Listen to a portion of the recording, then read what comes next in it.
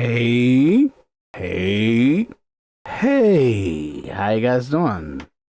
Welcome back to Individual Perspective Podcast. Almost like an invisible channel, but I'm keep pushing it. I just got to, I want to give, first off, I want to start off by giving a thanks to House of Hypocrite. You got to check him out, House of Hypocrite. I put the link at the bottom of the description and you guys got to check him out. He's awesome, and he's, he goes hard, but at the same time, he's really good. It's just a great character and stuff like that. Plus, I thought that maybe the reason why, my reach is getting a little small was because of, I may not be using the collaborator situation too well, but he advised me not to just kind of push out like that. Collaborating, and I'm grateful for that because I didn't really like it in the first place, but at the same time, you got to do it.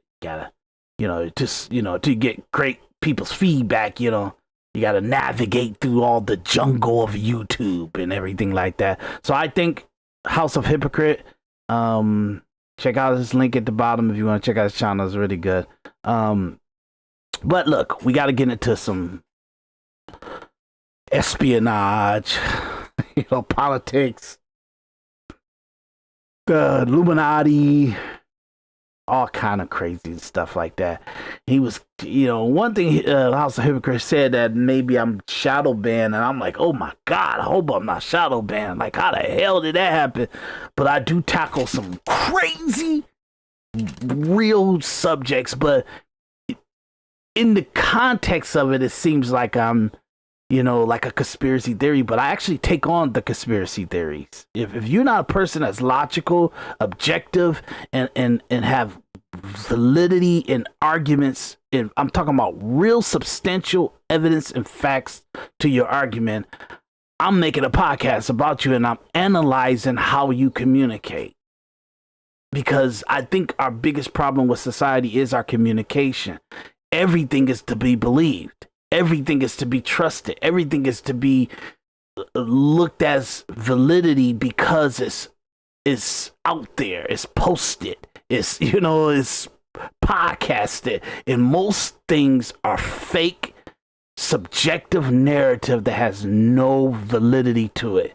And so for me, I have to come on and say, okay, this is important, and I need to put it on the record. What's the structure and what's the actual hypothesizing, or not hypothesizing, but more how you're supposed to navigate through this information to vet it and find out if it's true or not and anything like that. So look, I know Saturday, this is how I'm spending my Saturday, but I love it and I was ready to spend it with you guys. Yes, I'm doing a lot. I'm not lying to you. I'm like, look, I'm getting, this year is pretty big for me. I'm releasing 6 movies. I've been working on them very hard for the last 8 years, and we're kind of pushing them all out this year and finally getting them to the place where I feel there's a high standard to a viewer, for somebody to remember it, even for it to be a cult classic or something that a niche audience can kind of grab on and make sure that they didn't waste their time or giving charitable viewing to it, that they're getting something substantial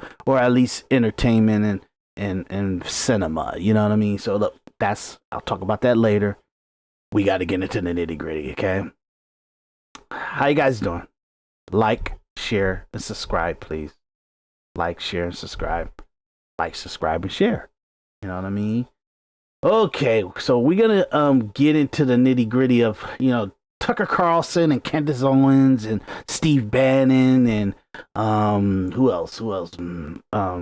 Myron Gaines and I said Tucker Carlson, Steve Bannon, Myron Gaines, Candace Owens, Breitbart, Ben Shapiro, you know what I mean, The Daily Wire. A lot of these people, even like forgot his name. I can't even remember his name right now. But he's a guy that's very known for this stuff, politics talking and everything like that. And they talk so much, they communicate so much, they podcast daily, and and they have daily episodes, and they got such a apparatus, like that they feed off of, and that's they platform from. So if they kind of get biased in something, let's say if they get excuse my yarning, if they get biased in something, or something is something they hold dear to, that is spiritually or like morally just they're against, they would kind of go off of objectivity and off of true journalism and off of truly giving an objective analysis to both sides, or what's been communicated, and historical human factors of 2,000 to 3,000 years of human dialect, human communications, human interactions, human action points, and psychology and psychosis. They don't equate none of that into what they're communicating to the people. And this is what I feel is a major issue with what they're saying. Because I gotta come in here and I gotta say, okay, I gotta go run shot through. I have to run shot or kind of go through all of Candace Owens stuff to put her in context, to put her analyzation in context, to rule if it's real or fake. Is it ideological point of view? Is it idealism?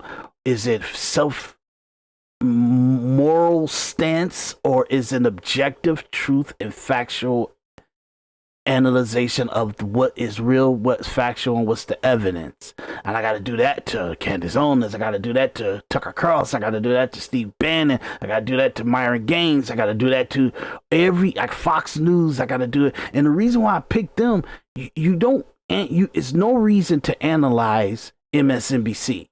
There's no reason to analyze ABC or CBS or MS Now or CNN, because they have a narrative. They have a liberal narrative. That's it. Most of the things they're going to do is advocate for a liberal point of view, a Democrat point of view. You already know that's what they're talking about. You already know that's their niche audience, and they communicate it very high. Even in their hiring. Why they hire a Republican, why they hired a national security analyst or a Pentagon analyst or a former general or a former CIA agent or former FBI is because of their opposition to the Republicans, the opposition to Trump, the opposition to conservatism. And they have shown it in whatever action they took to put them in prominence. So you already kind of know all those people's narrative. That's what I'm telling you. It's plain today. You see it daily. You see it hourly. You see it in the 10 minutes. You see that's the narrative. That's CNN. That's MS Now. That's NBC. That's CBS. That's ABC. That's those platforms. But Fox News, Steve Bannon, Candace Owens, Megyn Kelly, Myron Gaines, Tucker Carlson, they give you the narrative that they're gonna speak objective and facts analysis, and they're gonna tell you the truth, and they're not gonna lie to you, and they're gonna always be honest with you. Being honest doesn't mean if you're honest in your opinion of something, in your way of how you theorize things, or your moral Christian compass.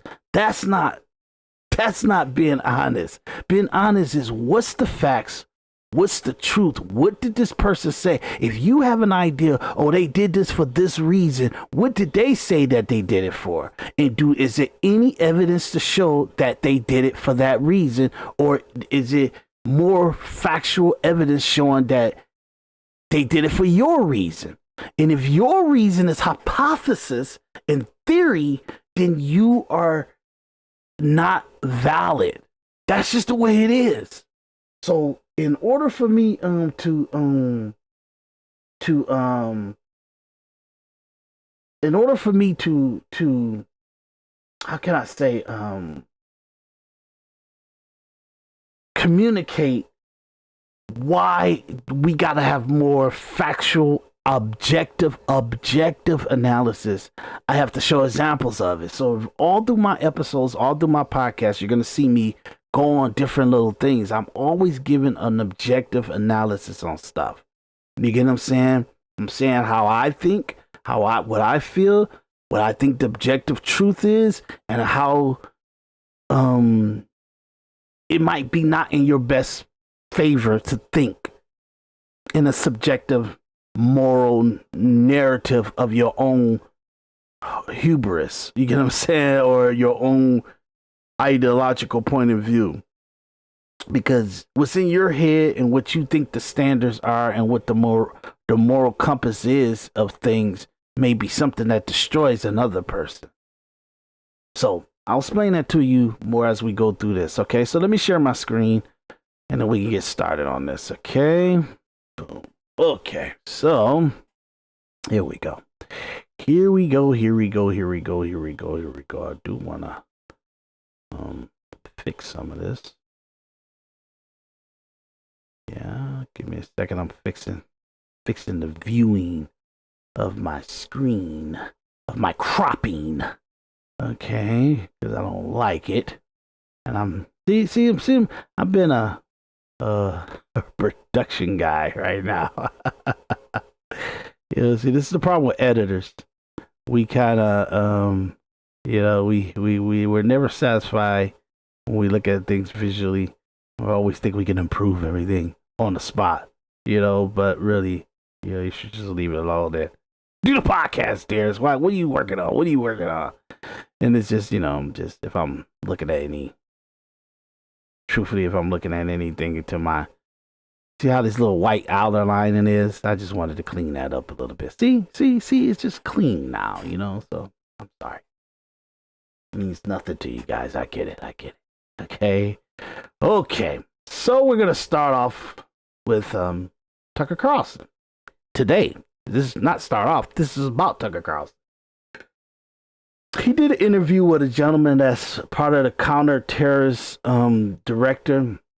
That post, the CIA director posts have been the most corrupt and dangerous,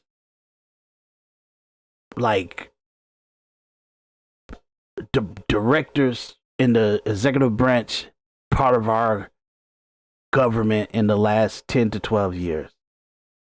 So you always got to play careful to who's in that position, because what they're trying to do is they're trying to preserve the intelligence government, or what they perceive that should go on. And most of those people, they think they're smarter than the president, and they want more control over the president. And if they don't get it, then they'll bite their head off.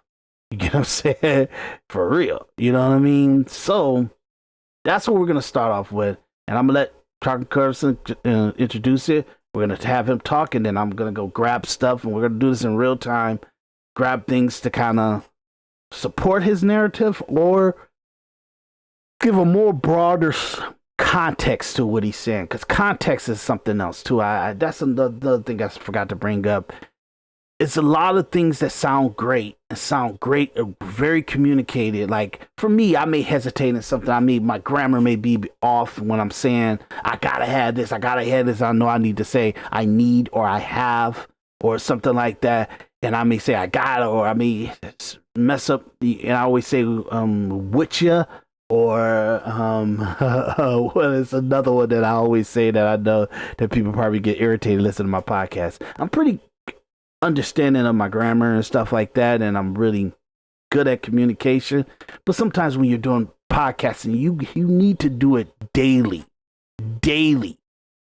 in order to get your wheels turning, to make sure that the things you got in your head come out clean, the way that you comprehend it or you're articulating it, and it comes out clean. And at the same time, you have a filter to make sure that you're communicating in a great oratorical way of communicating. Okay, So sometimes that might be a little messy for me, but that's podcasting. Podcasting's not always pretty, and you come for the characters, the different characters that you see in podcasts, and that's what we're doing. So we're gonna navigate through this. I'm gonna try to put things in context. My goal, individual perspective. An individual perspective is you're not supposed to lie to yourself. You're not supposed to have an opinion or say things or have a perspective that is a lie and that makes you feel better. So when you have an individual perspective, it means that you're vetting yourself. You're vetting the information that you allow in your head, that you allow yourself to communicate with Jess. So you have to be able to look at things and observe things and process things in an objective analysis, a brutal vetting structure to allow it to be come into your head and allow it to take precedent and take principle and take shape inside your mind, and you start to communicate it to other people, and to know that someone would never be able to say, oh, wow, that's not really the truth, or that's not the real context of the situation. You should know context. You should know truth. You should know objective analysis. You should know the facts. And when you communicate stuff, you're only communicating it in your style or your verbose or something like that, or your communication, your oratorical communication. It shouldn't be something that is not accurate. So to have an individual perspective is that you mostly are accurate. You're speaking your tone, your vibe, your style, but it's all true. It's in your philosophical way, but it's truthful. That's what an individual perspective is. My belief is most people don't have an individual perspective. What I mean by most, I'm talking 70 to 80% of the human population. They don't have an individual perspective. They are a subject of their parents. They're a subject of their community. They're a subject of their society. They're a subject of culture. And they really don't walk, talk, and sleep them, individually them, that they are proud of, that they have confidence in, and they have a total truth in they're okay with who they are. Most people don't have that. So we're talking 70 to 80%. My belief. This is my belief. So I make individual perspective podcasts to give a process, to give a analyzation, to give a example of being an individual that lives in objectivity.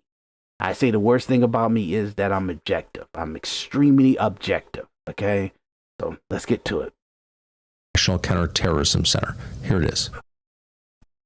We want to start tonight with a clip from January of 2024. This is from this show, and this is Joe Kent, who later went on to become, until yesterday, the director of the National Counterterrorism Center. Here it is. What do you think the immediate and then longer term effects of a war with Iran would be on the United States? Immediately, it would be very bloody. I have no doubt that we could probably defeat some of their air defense and go in there and have another shock and awe campaign. But again, like we saw how the shock and awe campaign in Iraq really didn't actually work in the long run.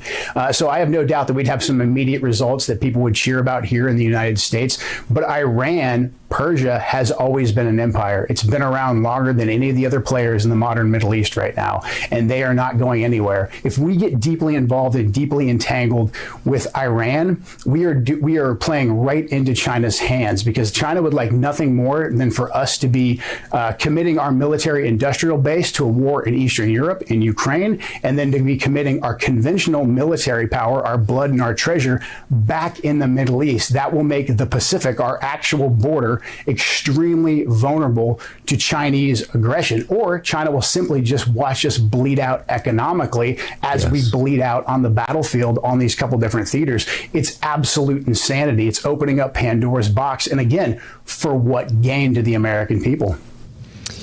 So the very first thing you notice about that clip, which was shot almost exactly a year before the current president was inaugurated, is that it was right. It was prescient. He called it. He called the general outline. Not that it was hard to call, but Joe Kent knows what he's talking about. He spent a lot of his life in that region, and he said a year before this current presidency began, this is a big, serious country, It's the oldest civilization in the region. And if we went to war with Iran, there would be a momentary sugar high. Americans would support it because they support their own country and they certainly support their military, and people would approve of it. But very quickly, you could see a process by which we got caught there, trapped there, bear trap. Hard to extricate yourself from that. And sitting on the sidelines would be our chief global competitor, China, who would be silently nodding along with a slowly spreading grin, knowing that they were the main beneficiary of what they were seeing, of our waste of American lives and treasure, as Joe Kent said. So we haven't reached that stage, thankfully. We're moving toward it, and everyone who's watching carefully knows that. And if you're honest, you know that. So this is a very serious moment we're in, and we're watching not just a war in Iran, but potentially a total realignment of the world and the loss, in some sense, of what the United States has globally. This could be the beginning of the end of our influence in a lot of the world, and that's just the beginning. So again, okay, so you have like and this is my major. They got to set up like that. It's 3 minutes in and stuff like that, but it's just it's out of context. You get what I'm saying? Yes, like Joe Kent went on his show a couple years ago or a year ago before the inauguration and stuff to because that was election year 2024. That was an election year.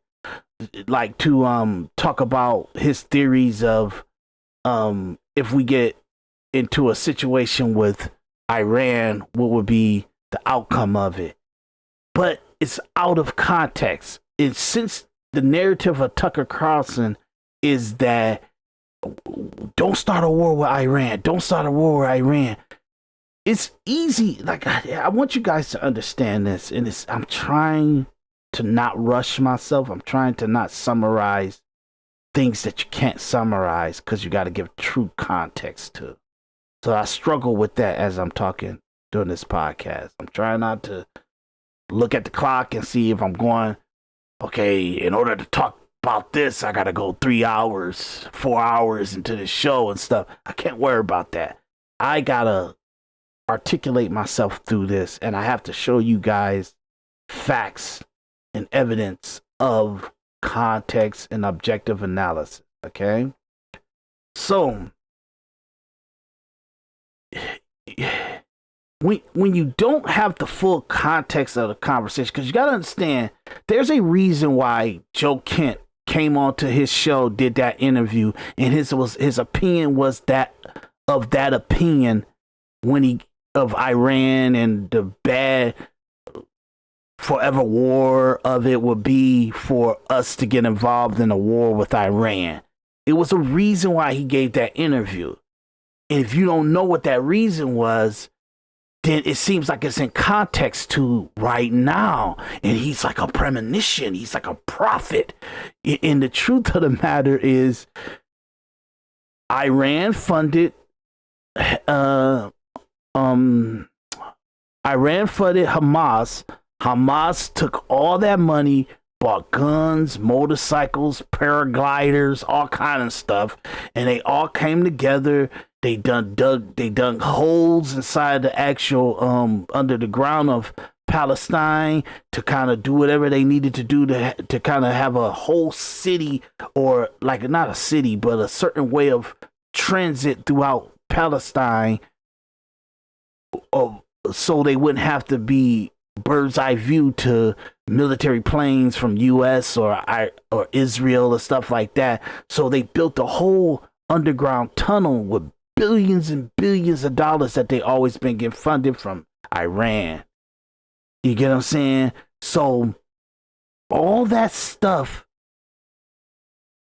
got funded, in Iran funded Hamas with motorcycles, paragliders, weapons, and everything. And all of a sudden they waited, and I don't know how long this plan was, but when October 7th came, they did a major like hit on Israel. Yes, I'm 100% for everybody. I know Israel. It's no way people are going to paraglide in, motorcycles going to cross the border. You get what I'm saying? And you're going to have all these little wild, radical, young rebels and militia people come in and grab people in a major music festival and kill a lot of people and all that stuff, go into the towns in Israel and do shootouts and distract people from their houses and stuff like that, and was able to walk around and even just like go house to house to house to house. Like, that's crazy. It's, yes, the likelihood that Israel allowed that attack to happen is high, but that's an assumption. That's a theory. Okay, that's a narrative that is my perspective, is my theorizing. It's a subjective narrative that I have. It's just subjective belief that I have. We don't have any proof of it from someone saying that's what happened. All we know is there's why their borders, where was their military, why was the enforcement of their border lines that they always have enforcement on, and it never breaks. Why all of a sudden it's like an open door to a radical militia mob coming in through a certain entrance way into the country, paragliding into the country, and you guys don't see this, and you got missile deterrent systems and stuff like this, and you guys don't see any radical group crossing at one time into the actual border of Israel. That's crazy. It's crazy to think that. So yes, something was up with October 7th from Palestine, from Iran, from Israel, and they all play a terrible factor in the loss of life that came on that day. That's my theory. That's my belief. We can't rule that to be fact. Why? Because the public society, Americans, Jewish people, think that's a radical thought process. It is radical. It is insane. It is conspiracy theory. It is like weird, and it has no true context to it. It has no true context. Only context you can give to that is theory. It's assumptions. It's personal perspectives of someone. It has no evidence that can be plotted to say this equals this, and you can't say anything else. We don't have that. So it's a theory. So when you hear this guy talking about his theory about what would happen if we get attacked by, if we were to attack Iran and go to war with Iran, you got to remember that's a theory in context of what the discussion is. He's playing, this is, like, just check this out. It's only 3 minutes and 10 seconds that we played so far, so I want to keep it in context. I'm going to walk you through it. We want to start tonight with a clip from January of 2024. This is from this show, and this is Joe Kent, who later went on to become, until yesterday, the director of the National Counterterrorism Center. Here it is. What do you think the immediate and then longer term effects of a war with Iran would be on the United States? Immediately, it would be very bloody. I have no doubt that we could probably defeat some of their air defense and go in there and have another shock and awe campaign. But again, like we saw how the shock and awe campaign in Iraq really didn't actually work in the long run. So I have no doubt that we'd have some immediate results that people would cheer about here in the United States. But Iran, Persia, has always been an empire. It's been around longer than any of the other players in the modern Middle East right now. And so far, that thought process right there is what Trump had all through his first presidency. That's his thought process. They always war. You always will hear him say they always warring over there. They always trying to kill each other over there and all the other stuff. But Iran can never have a nuclear bomb. They can't never get in so much power that they're able to counter threaten like civilized countries, America or in the area, Israel. Like the reason why even like Trump is supportive of protecting Israel, because at least Israel keeps a front face that is a civilized, functioning society. You get what I'm saying? It's not radical. It's like letting people live their life and giving some kind of level of freedom to human beings. And just that theory is what makes them favorable with all throughout the whole region and area, because people look at Saudi Arabia, and even as Saudi Arabia is very rich, very wealthy, very great society. I mean, great societal technology with the buildings and technology and wealth and all that other stuff, and Qatar and Dubai and all that stuff like that, and the UAE as a whole and everything like that. Even though they do have a heavy hand with their Muslim culture and Sharia law. Like you can't get stoned still in Saudi Arabia. You can't get hung still in fire squad in Saudi Arabia.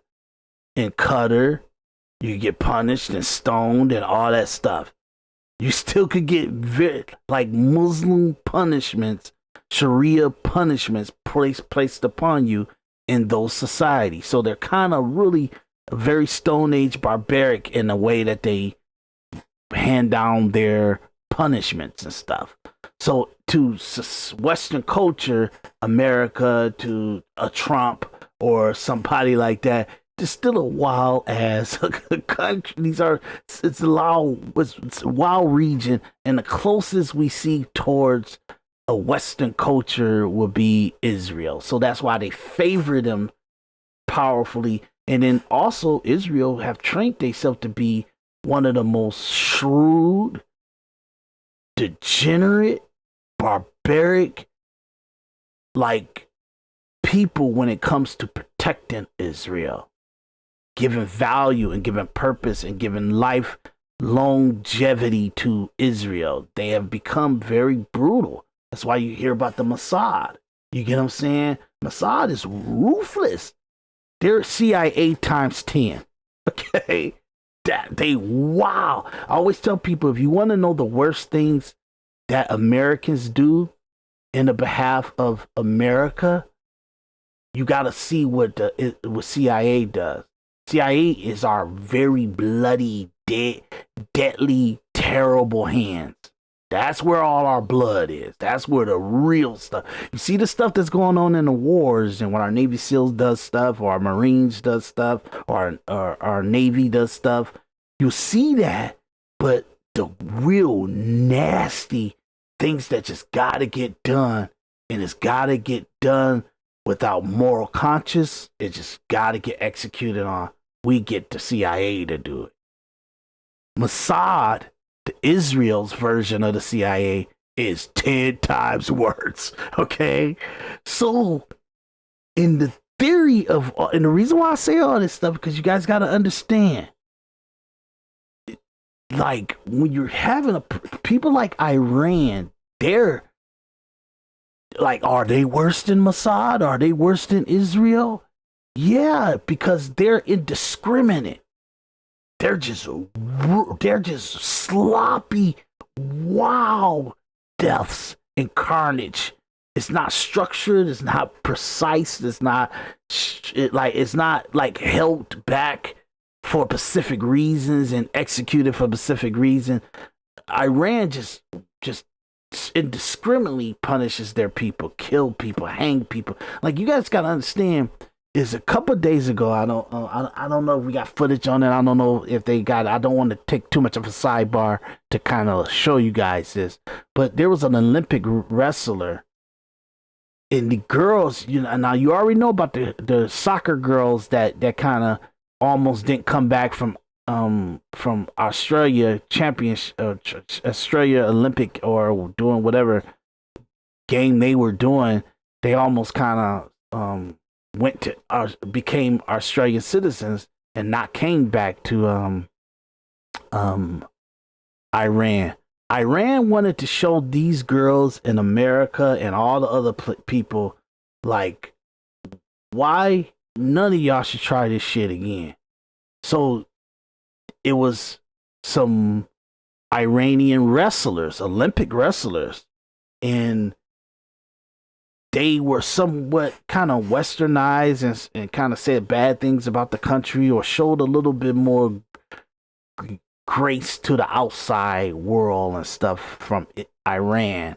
So Iran hung this Olympic champion, this Olympic competitor for Iran. They actually hung this guy live. So this is what I'm talking about.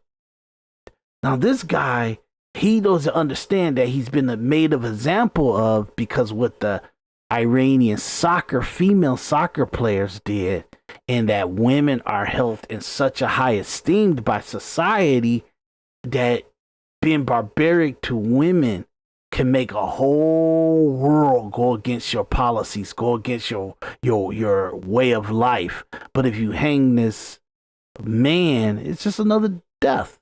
It's another death, and it's another crazy thing Iran did. You know what I mean? And that's how people looked at it. That's how they look at it. You get what I'm saying? They don't see that the propaganda and the actual psychological psychosis of it was to show the girls, this is what you did to this guy, because we're going to make an example out of him.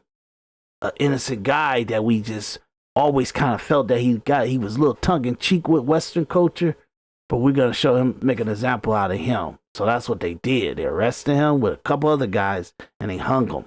And they hung all three guys. And sitting in the middle of town square. You get what I'm saying? So it's barbaric. That's not just it. You guys got to understand roadside bombings, that stuff. Like when you look at a lot of citizens, military citizens that come back from the war and they got like legs missing, or like their faces deteriorated. A lot of those technology and that weaponry and that structuring of mines and they call it roadside bombs and stuff like that. That's technology and infrastructure and military advisory coming from Iran. Iran has generals training a lot of militia people to do that to American soldiers in Iraq and Afghanistan and all that other stuff. You get what I'm saying? And they funded a lot of that stuff. So that's why we got a lot of you walk around all the time seeing the like things that Iran did to touch American citizens in the battlefield of in the Middle East. Yes, we're not supposed to be over there, and it was the reason that we was over there was ridiculous and stuff like that. But the soldiers are doing their job, and they're soldiers for us. And yes, their soldiers are for death, and they are for death and destruction. So when you sign up to be a military person, you are signing up to be a killing machine, kill or be killed. That's how you're supposed to think of it from jump. You get what I'm saying? But that's not our culture. We too civilized. We too safe. You know what I mean? In our parents, the baby boomers, they just didn't talk to us like that. The great generation, their parents did, because they knew what the cost of war was. They knew what the cost of freedom was. They knew what the cost of structuring the country was. So they always was conscious of the price of war, the price of being a soldier. Like from 1970s to now, it was more of a civilian compromise with military, and that's why we got so soft. That's why we kind of see every soldier that get killed is so dramatic to us, so overwhelming to us.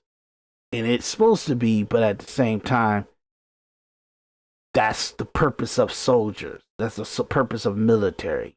And it's hard to talk about that because you get alienated and you get hated by saying stuff like that.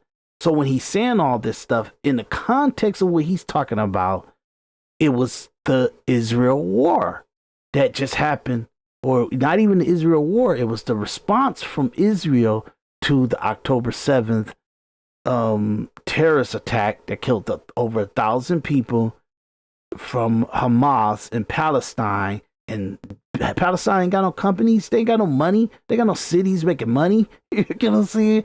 The money they get is from Iran, especially the military, especially the enforcement side of them. Israel not giving them money for that. We're not giving them money. Well, we do give them money, and I think they use that money for a lot of terrorist stuff, because that's what America do, give money to terrorists and say, oh, we just giving it to her for humanitarian to feed the kids and all the other stuff. But we don't have anybody to guarantee that money is going towards the kids and feeding people and giving people a civilized lifestyle. That stuff get put into weaponry and building tunnels and stuff like that.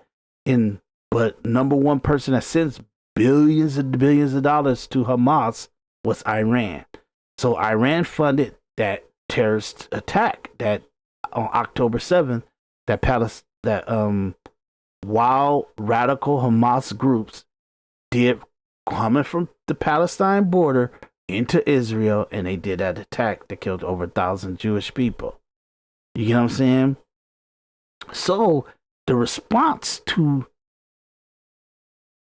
Hamas and Palestine from Israel was radical. It was radical. Okay, most people say like, "Oh man, y'all are indiscriminate," but Israel decided, okay, we're playing tongue in cheek, we're playing back and forth, we're trying to have two borders, a Palestine border and a Israel border, in the land that we're allowing you guys to have this land, to have this name of Palestine. We don't want you to have the name of Palestine. We don't care if you guys exist or not, and we've been trying to tiptoe around this and be a little pleasant about this and have pleasantries about this. No more. We're going to take all of this land.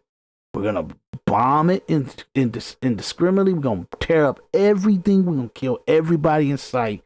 You guys need to flee out. All the citizens, if you want to stay alive, you go over the border. Go somewhere else. So a lot of the people fled. They fled and left the whole Palestine area to Hamas, and then it gave indiscriminate bombings and stuff to Israel to go and do what they got to do to flatten that whole thing out and destroy everything. So it becomes so crazy that people from the West, people that are observing the situation all over the world, and they're looking at all the kind of murders and the different stuff that was going on.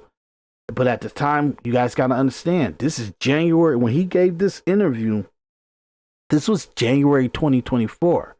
To attack on Israel from Hamas crossing over the border, doing what they did, that was, if I'm not mistaken, give me a second. I'm trying to, I'm looking at this interview. I want to be accurate. Yep, January 29th, 2024. The attack on hold on a second. I want to be right about this. Hold on a second. If I'm not mistaken, the attack on Israel happened on October 7th, 2023. I just want to make sure of that. Okay? Give me a second so I can look this up.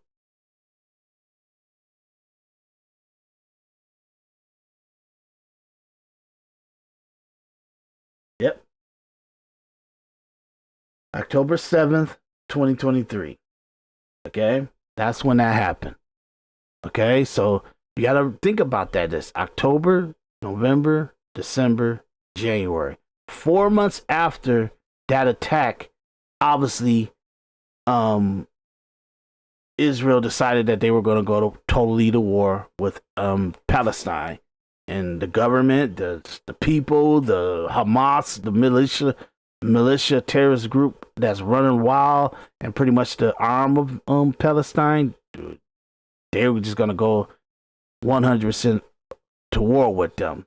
So you have Biden deciding to are they going to just help, or they're not going to help, or they're just going to watch the killing of the Palestinian people and stuff like that. And whatever bombs they were doing from October 7th to counteract or to respond to the terrorist attack all the way up to that January 29th when he gave this thing. Obviously, it sounded like we were going to get into it. America was deciding that they were going to help Israel eradicate the Hamas threat that's inside of Palestine, and it means necessary. Obviously, that's what the conversation is. So that's why he's having this conversation. It's on the back of understanding that Israel's responding to this attack on October 7th, 2023, and America's deciding to put their thing behind it. But everybody know put their force behind it. But everybody know that Trump wanted to do a deal with Israel. His first term, he fought all day and all the time to do a deal with Israel. To do a deal.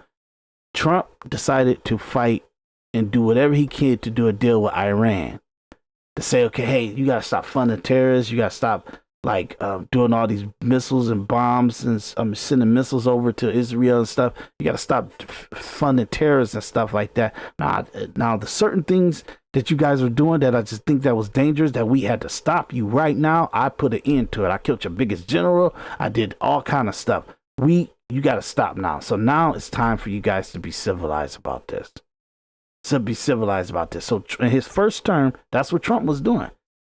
Everybody wanted him to attack Iran. He wouldn't do it. He would tell them, nope, I'm not doing that. We're gonna try to do a deal with them and stuff like that. Okay? So when Trump ran for president the second time, his campaign, 2024, his campaign is to all the stuff that he was talking about in 23, about the attack and all the stuff that he was talking about Iran. We got to make a deal with Iran. We got to make a deal with Iran because they want to make a deal. I talked to them. They called me. They want to make a deal. He kept saying that over and over and over again. Okay. And then, so when you hear him talk about how Iran was, this is in 2020, because you got to remember his conversations about Iran. I'm trying to find it. Give me a second. 2024, 2020. Okay, right here. That's it right here. In 2020, this was Joe Kitt's conversation about Trump. 2020. So January 8th, 2020.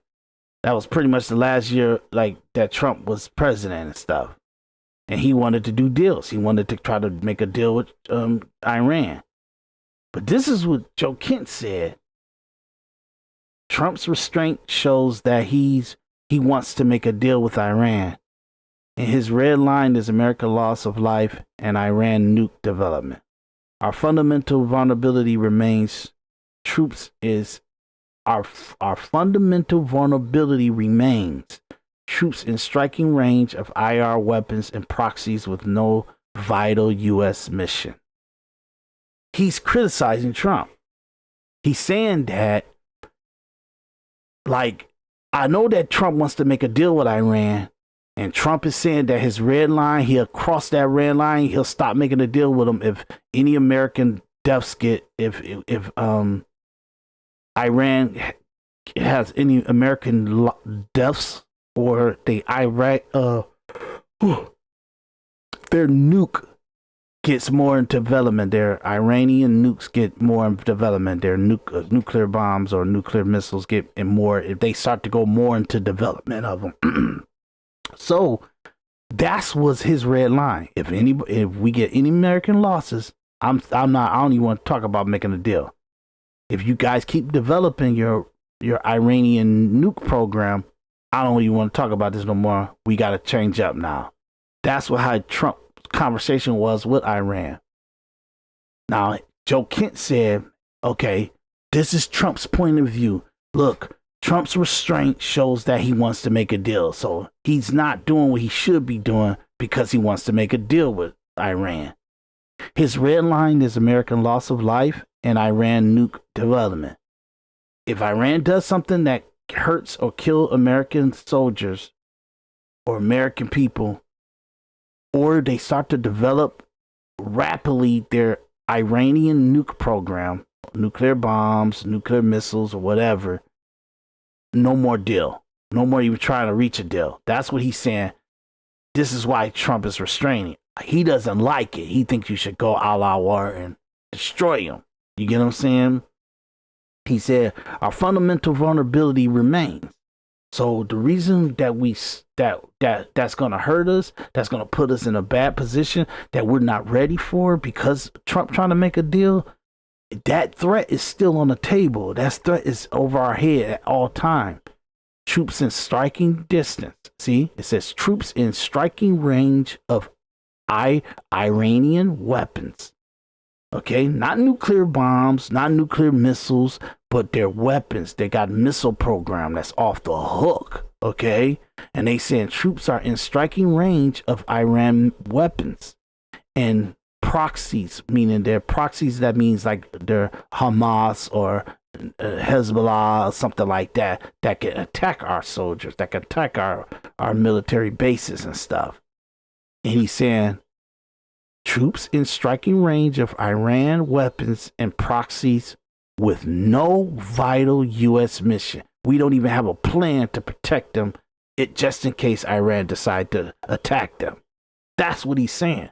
He's criticizing Trump. This is 2020. His last year in office. The pandemic is about to hit us hardcore. It already kind of started. You get what I'm saying? But it's not well known. But at the same time, this is what he's talking about. We got to take care of Iran. We got to fight Iran. And Trump, he's kind of, I understand he wants to do a deal, but at the same time, our troops, at any given time, Iran can start shooting missiles at them and hurting them and killing our soldiers. That's what he was saying. Okay?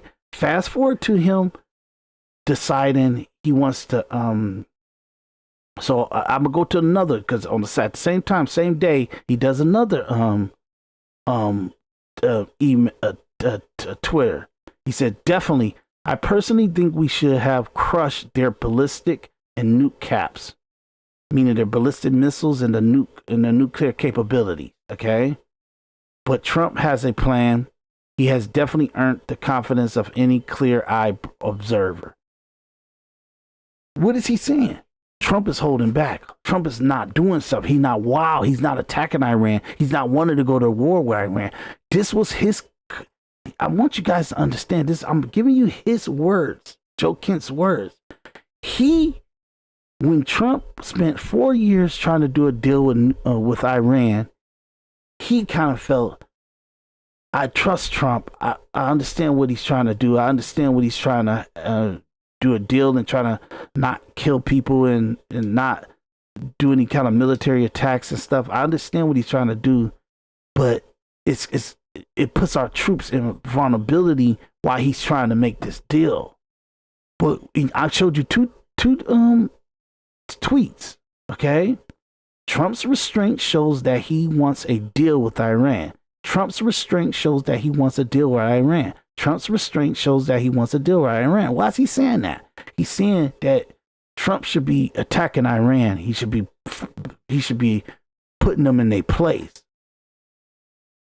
But he and then he said, and his red line is American loss of life and Iran nukes. Means that he's going to Trump. He's asking Trump, why you trying to make a deal with Iran? They wild, they animals, they crazy people. You can't reason with these people. Why are you trying to make a deal with them? Trump saying, calm down. Let me make a deal with them. I know what I'm doing. I'm the deal maker. I can do this. I know what I'm doing.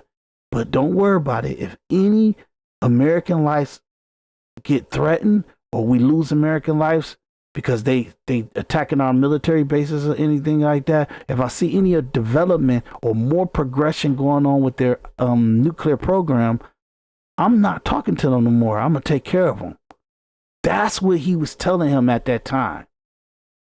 But Joe Kent felt like, hey, man, okay, but while you doing that deal, at any given time, they still could hit enough of our soldiers, enough of our military base to possibly kill American soldiers. And you guys don't got no plan just to make sure that that doesn't happen, and you're not doing anything to make sure that they don't hurt our military bases or our military soldiers. Now, remember, at 12:13 p.m., January 8th, 2020, this is what he's saying. This is what he's saying, okay? Why is he saying this? Why is he saying this? That's what you got to ask yourself. Why is he communicating this? I want to show the whole thing. Why is he communicating this? Trump's restraint shows that he wants a deal with Iran. His red line is American loss of life, Iran nuke development. I need you guys to take this in. That's why I keep going over it, and I keep giving different structures of context to it. Then he says, our fundamental vulnerability remains. Our fundamental vulnerability remains. Our problem still remains. Troops in striking range of Iranian weapons and proxies with no vital U.S. mission. Our fundamental vulnerability remains. Our problem still remains. Troops are in striking distance from Iran weapons, their missiles, and their proxies, Hezbollah or Hamas, with no vital U.S. mission, meaning we don't have soldiers and counteracting force ready just in case Iran attacks us.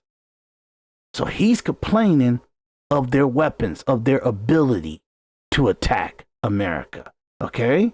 This is 12:13 p.m., January 8th, 2020. Let's go to the next one. Couple minutes later, 12:20 p.m., January 20th. Okay? And I got to show you guys this because I told you what we do here in Individual's Perspective is we keep context. We keep context. At all times, we keep context. Okay? We fall in love with context. Okay? So, 12:20 was at 13:27 minutes later. 12:20, January 8th, 2020. Definitely. I personally think we should have crushed their ballistic and nuke capabilities. Okay? Their nuclear capabilities. So he's saying anywhere they making nuclear or uranium at, or any nuclear missile shells or something like that, their missiles for counteracting defense and everything like that, all that stuff, we should have crushed it. We should at least have did that. That's what he's saying. Trump wants to make a deal. He spent his 4 years trying to make a deal with them, trying to be civilized with Iran. But we should have at least crushed that. We should have at least bombed their missile bases, their missile factories, their missiles launch sites, in anywhere that they are making nuclear bombs, nuclear missiles, or nuclear uranium. We should have at least bombed that. But Trump has a plan. So whatever his plan is, he has a plan. He's telling me to back off. He has a plan. He has definitely earned confidence of any clear eye observer. So hey, he's been real civilized about this, and at least, and I know his toughness, but so he at least earned the confidence that he got a plan, that he just not gonna just let stuff happen to America and him not have a brutal response to it. This is what he was complaining about in 2020. Okay. And he was looking at the end of Trump's presidency, and he just completely watching 4 years go, and he's not attacking and putting Iran in his place.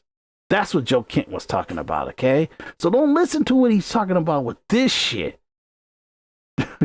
This is not in context. I want to start tonight with a clip from January of 2024. This is from this show, and this is Joe Kent, who later went on to become, until yesterday, the director of the National Counterterrorism Center. Here it is. What do you think the immediate and then longer term?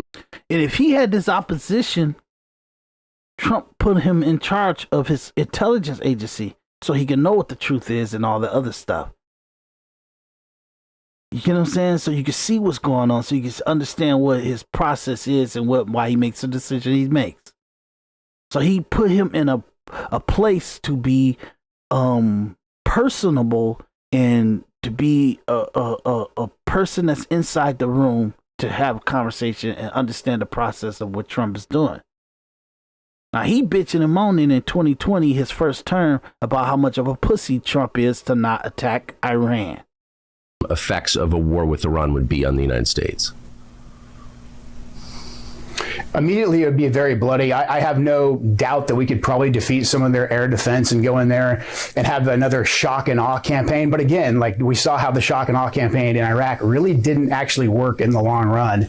So I have no doubt that we'd have some immediate results that people would cheer about here in the United States. But Iran, Persia, has always been an empire. It's been around longer than any of the other players in the modern Middle East right now, and they are not going anywhere. If we get deeply involved and deeply entangled with Iran, we are playing right into China's hands, because China would like nothing more than for us to be committing our military industrial base.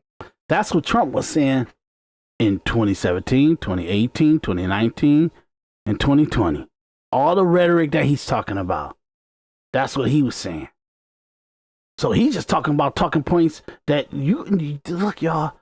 Go on YouTube, go wherever you gotta go, and just go to Google search and look up Trump's press conference about Iran in his first term, 2017, 2018, 2019, 2020. You will always hear him say all this rhetoric. Like Tucker Carlson, because he's trying to prove his point. He's trying to have his ideological point of view proven. He's using Joe Kent to prove his point about what moves we should make in 2026. But there's a context of why we're making the moves in 2026. Why Trump has a context of why he's making a move in 2026. Because all this conversation that they're having, they're late. They like Tucker Carlson. He's in the conversation of the first term.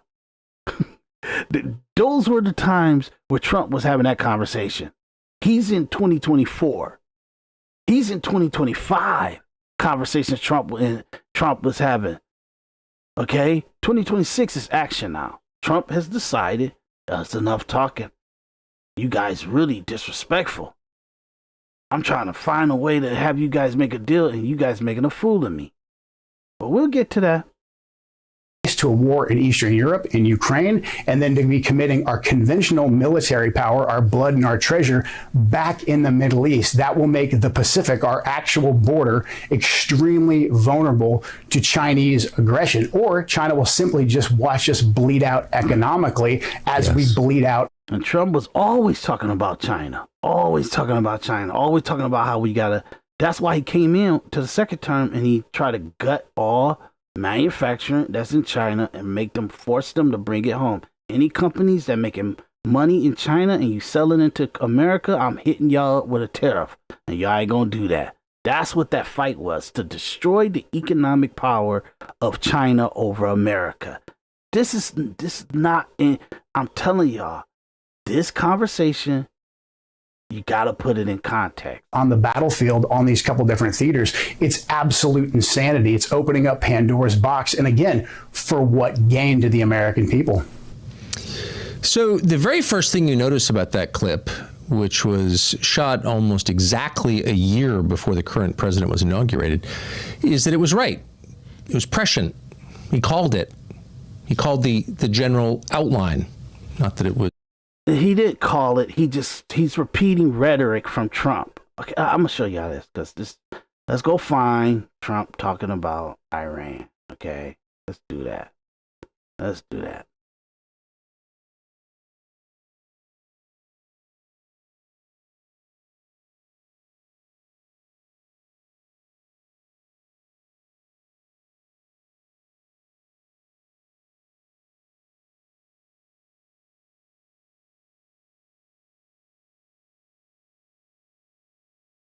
Okay.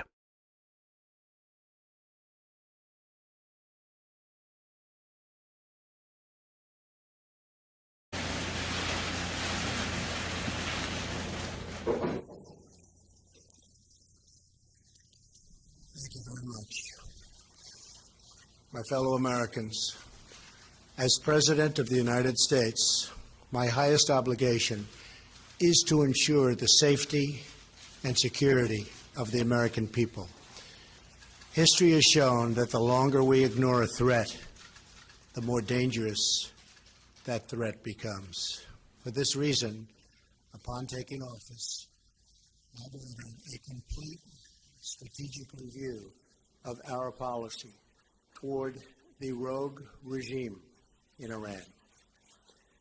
That review is now complete. Today, I am announcing our strategy, along with several major steps we are taking to confront the Iranian regime's hostile actions and to ensure that Iran never, and I mean never, acquires a nuclear weapon. Our policy is based on a clear-eyed assessment of the Iranian dictatorship, its sponsorship of terrorism, and its continuing aggression in the Middle East and all around the world. Iran is under the control of a fanatical regime that seized power in 1979 and forced a proud people to submit to its extremist rule.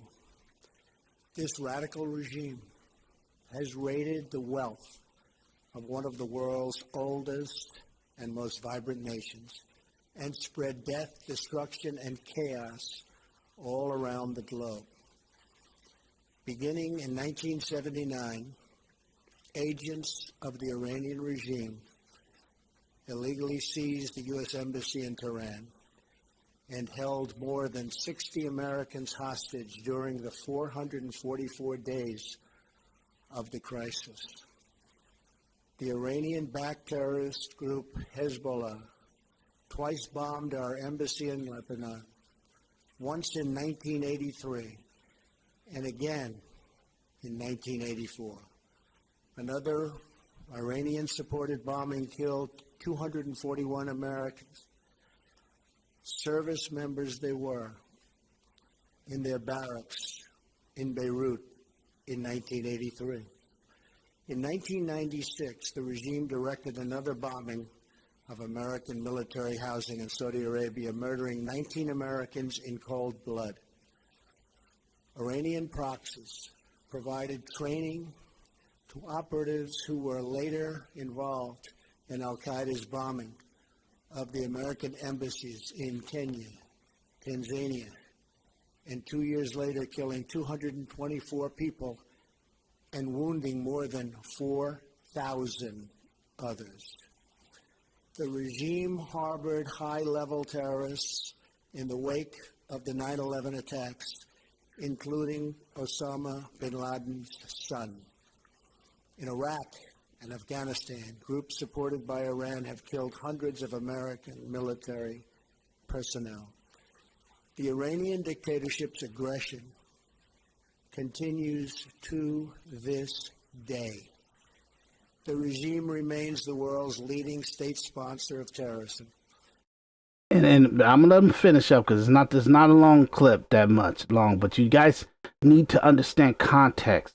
Okay, this speech was given on his press conference right here was given to the nation on October 13th, 2017. His first year as president, his first term, October 13th, 2017. Okay, and this is him deciding. Okay, hey, I don't know all the information. When he came into office on January 20th, 2020, I'm sorry. When Trump came into office, When Trump came into office, January 20th, 2017, his thing was, I don't know every single thing. I have my theories. I have my understanding of the things I read in the newspaper of Iran, but now I got presidential power and I can get all the information and all the things that Iran has done up to date and see how accurate my beliefs about Iran is over the decades that I've been a civilian. Okay, so from January 20th, 2017 to October 13th, 2017, he has come. Okay, this is what we're going to do. This is how we're going to deal with Iran. And this is the speech that he's given. And provides assistance to al-Qaeda But don't forget, he's telling you why we should focus on Iran, why we should deal with Iran. Okay? The Taliban, Hezbollah, Hamas, and other terrorist networks. It develops, deploys, and proliferates missiles that threaten American troops and our allies. It harasses American ships and threatens freedom of navigation in the Arabian Gulf and in the Red Sea. It imprisons Americans on false charges, and it launches cyber attacks against our critical infrastructure, financial system, and military. The United States is far from the only target of the Iranian dictatorship's long campaign of bloodshed. The regime violently suppresses its own citizens. It shot unarmed student protesters in the street during the Green Revolution. This regime has fueled sectarian violence in Iraq and vicious civil wars in Yemen and Syria. In Syria, the Iranian regime has supported the atrocities of Bashar al-Assad's regime and condoned Assad's use of chemical weapons against helpless civilians, including many, many children. Given the regime's murderous past and present, we should not take lightly its sinister vision for the future. The regime's two favorite chants are death to America and death to Israel. Realizing the gravity of the situation, the United States and the United Nations Security Council sought over many years to stop Iran's pursuit of nuclear weapons with a wide array of strong economic sanctions. But the previous administration lifted these sanctions just before what would have been the total collapse of the Iranian regime through the deeply controversial 2015 nuclear deal with Iran. This deal is known as the Joint Comprehensive Plan of Action, or JCPOA. As I have said many times, the Iran deal was one of the worst and most one-sided transactions the United States has ever entered into. The same mindset that produced this deal is responsible for years of terrible trade deals that have sacrificed so many millions of jobs in our country to the benefit of other countries. We need negotiators who will much more strongly represent America's interests. The nuclear deal threw Iran's dictatorship a political and economic lifeline, providing urgently needed relief from the intense domestic pressure the sanctions had created. It also gave the regime an immediate financial boost, and over $100 billion its government could use to fund terrorism. The regime also received a massive cash settlement of $1.7 billion from the United States, a large portion of which was physically loaded onto an airplane and flown into Iran. Just imagine the sight of those huge piles of money being hauled off by the... And that's true. You guys want me to show you that? I could go to all this stuff. It's just ridiculous. The Iranians waiting at the airport for the... It was pallets of cash. I remember that. It was like, Obama did some wild stuff. Cash. I wonder where all that money went.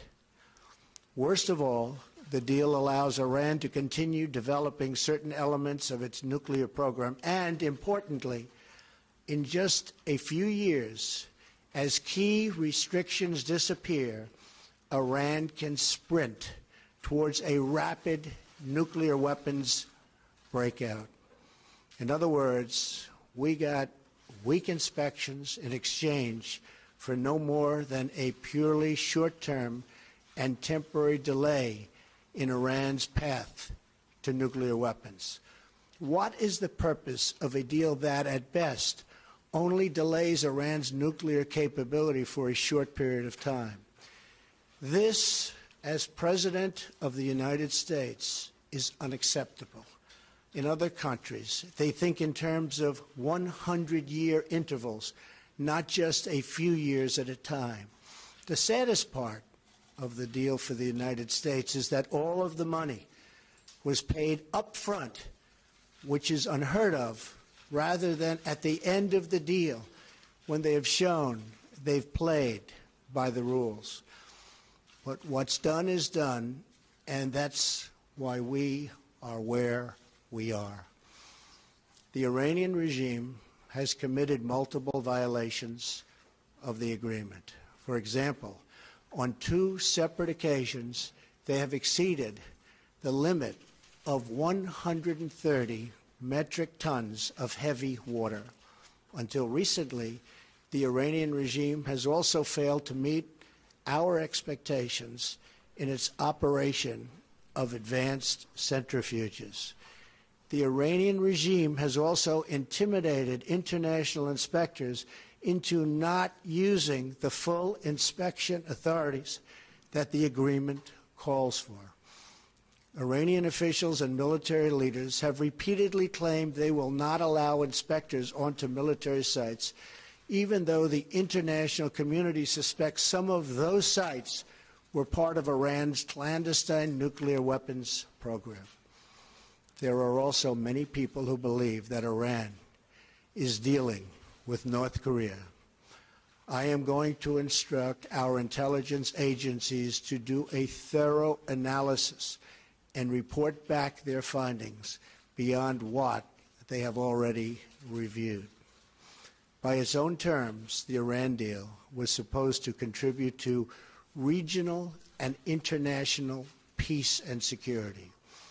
And yet, while the United States adheres to our commitment under the deal, the Iranian regime continues to fuel conflict, terror, and turmoil throughout the Middle East and beyond. Importantly, Iran is not living up to the spirit of the deal. So today, in recognition of the increasing menace posed by Iran, and after extensive consultations with our allies, I am announcing a new strategy to address the full range of Iran's destructive actions. First, we will work with our allies to counter the regime's destabilizing activity and support for terrorist proxies in the region. Second, we will place additional sanctions on the regime to block their financing of terror. Third, we will address the regime's proliferation of missiles and weapons that threaten its neighbors' global trade and freedom of navigation. And I want you guys to think about that. They're talking about their missiles and their weaponry right there. The stuff that hit our military bases that killed seven soldiers. And the reason why we over there, that was a threat even back in Obama days, and this is the first year of Trump. It was a threat even then for them to have a counter structure of shooting missiles and stuff. So they were doing certain things that were threatening to our military base, to Saudi Arabia, to Qatar, to Bahrain, to the UAE. They were doing stuff already that was threatening, and that was a possibility of attack. And he's mentioning it right now. So the reason why I understand you don't want to listen to this stuff. You want sound bites of it and stuff. But they're going to talk, Tucker Carlson and Joe Kent is going to talk about Trump as if they are the smart thinking people. They're smart thinking people 4 to 8 years, because this technique 8 years. 8 years later, they're talking about the conversation that Trump was having in 2017 in his first presidency. He ain't on that same conversation. You get what I'm saying? And I'm going to walk you guys through it. Finally, we will deny the regime all paths to a nuclear weapon. Today, I'm also announcing several major steps my administration has taken in pursuit of this strategy. The execution of our strategy begins with the long overdue step of imposing tough sanctions on Iran's Islamic Revolutionary Guard Corps. The Revolutionary Guard is the Iranian Supreme Leader's corrupt personal terror force and militia. It has hijacked large portions of Iran's economy and seized massive religious endowments to fund war and terror abroad. This includes arming the Syrian dictator, supplying proxies and partners with missiles and weapons to attack civilians in the region, and even plotting to bomb a popular restaurant right here in Washington, D.C. I am authorizing the Treasury Department to further sanction the entire Islamic Revolutionary Guard Corps for its support for terrorism and to apply sanctions to its officials, agents, and affiliates. I urge our allies to join us in taking strong actions to curb Iran's continued dangerous and destabilizing behavior, including thorough sanctions outside the Iran deal that target the regime's ballistic missile program in support for terrorism and all of its destructive activities, of which there are many. Finally, on the grave matter of Iran's nuclear program, since the signing of the nuclear agreement, the regime's dangerous aggression has only escalated. At the same time, it has received massive sanctions relief while continuing to develop its missiles program. Iran has also entered into lucrative business contracts with other parties to the agreement. When the agreement was finalized in 2015, Congress passed the Iran Nuclear Agreement Review Act to ensure that Congress's voice would be heard on the deal. Among other conditions, this law requires the president or his designee to certify that the suspension of sanctions under the deal is appropriate and proportionate to measure and other measures taken by Iran to terminate its illicit nuclear program. Based on the factual record I have put forward, I am announcing today that we cannot and will not make this certification. We will not continue down a path whose predictable conclusion is more violence, more terror, and the very real threat of Iran's nuclear breakout. That is why I am directing my administration to work closely with Congress and our allies to address the deal's many serious flaws so that the Iranian regime can never threaten the world with nuclear weapons. These include the deal's sunset clauses that in just a few years will eliminate key restrictions on Iran's nuclear program. The flaws in the deal also include insufficient enforcement and near total silence on Iran's missile programs. Congress has already begun the work to address these problems. Key House and Senate leaders are drafting legislation that would amend the Iran Nuclear Agreement Review Act to strengthen enforcement, prevent Iran from developing an internet, this is so totally important, an intercontinental ballistic missile, and make all restrictions on Iran's nuclear activity permanent under U.S. law. So important. I support these initiatives. However, in the event we are not able to reach a solution working with Congress and our allies, then the agreement will be terminated.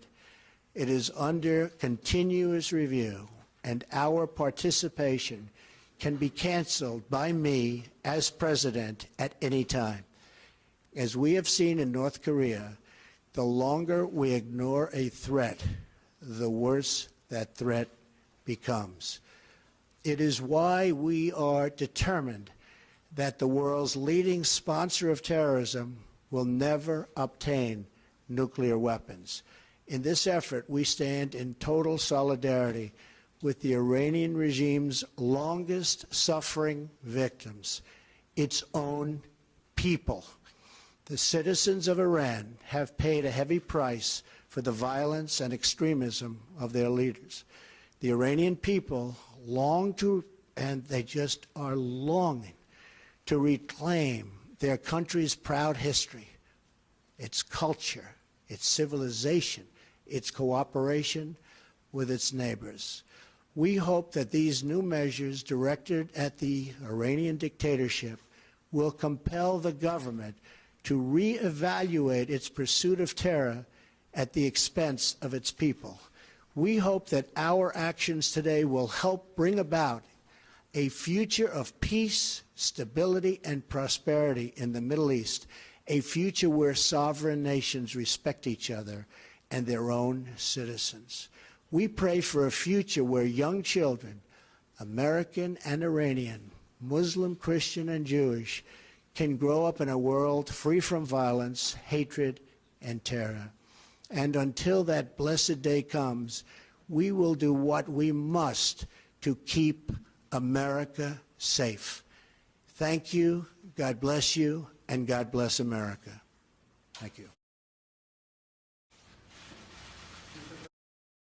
Okay, so then that just let you know what his first, like his official first stance on Iran is. Okay, so okay, that's 8 years ago. That's on October 13th, 2017.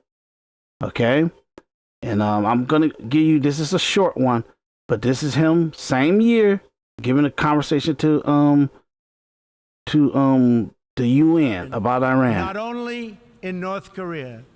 It is far past time for the nations of the world to confront another reckless regime, one that speaks openly of mass murder, vowing death to America, destruction to Israel, and ruin for many leaders and nations in this room.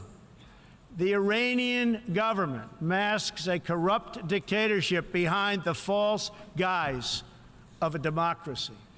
It has turned a wealthy country with a rich history and culture into an economically depleted rogue state whose chief exports are violence, bloodshed, and chaos. The longest suffering victims of Iran's leaders are, in fact, its own people. Rather than use its resources to improve Iranian lives, its oil profits go to fund Hezbollah and other terrorists that kill innocent Muslims and attack their peaceful Arab and Israeli neighbors. This wealth, which rightly belongs to Iran's people, also goes to shore up Bashar al-Assad's dictatorship, fuel Yemen's civil war, and undermine peace throughout the entire Middle East. We cannot let a murderous regime continue these destabilizing activities while building dangerous missiles, and we cannot abide by an agreement if it provides cover for the eventual construction of a nuclear program.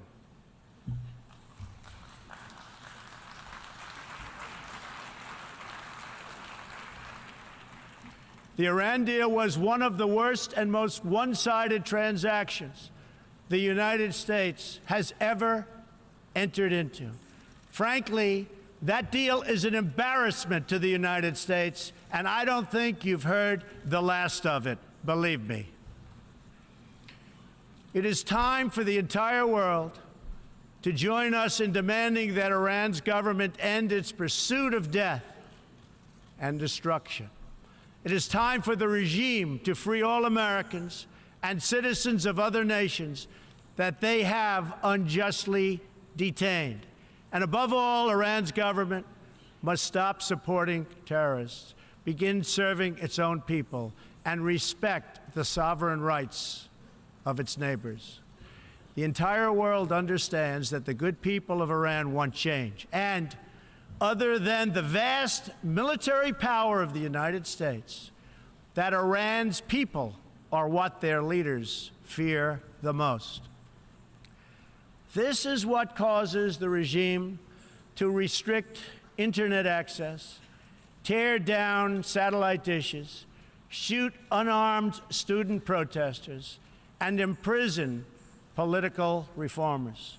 Oppressive regimes cannot endure forever, and the day will come when the people will face a choice. Will they continue down the path of poverty, bloodshed, and terror, or will the Iranian people return to the nation's proud roots as a center of civilization, culture, and wealth, where their people can be happy and prosperous once again? The Iranian regime's support for terror is in stark contrast to the recent commitments of many of its neighbors to fight terrorism and halt its financing. In Saudi Arabia early last year, I was greatly honored to address the leaders of more than 50 Arab and Muslim nations. We agreed that all responsible nations must work together to confront terrorists and the Islamic extremism that inspires them. We will stop radical Islamic terrorism because we cannot allow it to tear up our nation and indeed to tear up the entire world. Okay. So I just want to show you guys that, to show like the progression of Iran and his point of it. But that's, you guys gotta, that's September 19th, 2017, when that was going on, okay? So I want to go to, give me a second. I want to go to just a comment, something small, just a small comment that he would give on Iran. I think that was enough, but I just want to go back to keep it around the time that I'm looking at these conversations. You know, like YouTube and all of them, they like to almost filter things to its narrative, but really what I'm looking for is his comments on Iran at the time. Let me see, give me a second, let me look see if I got something here.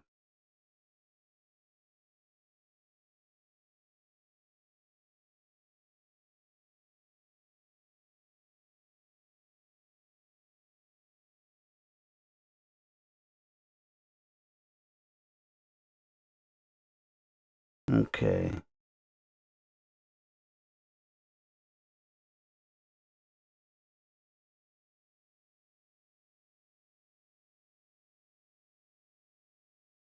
Okay. Sorry for holding you guys up, but I want to go to Trump on, let's say, 2020. Let's say Trump on Iran in 2020. Let's look at that.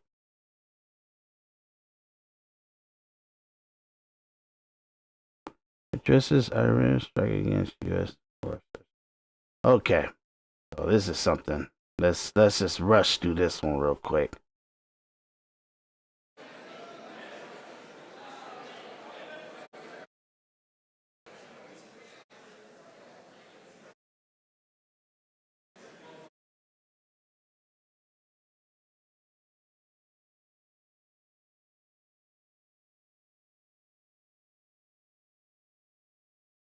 Okay.